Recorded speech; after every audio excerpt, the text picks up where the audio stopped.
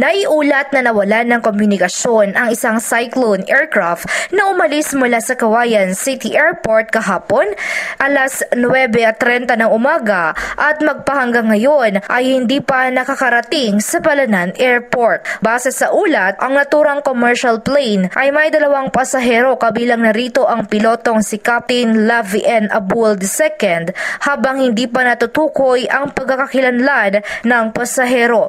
Sa ngayon ay nakikipag-ugnayan na ang pamahalaang panlalawigan ng Isabela sa PDRMO at US Forces na nakabase sa 5th Infantry Division upang matugunan ito.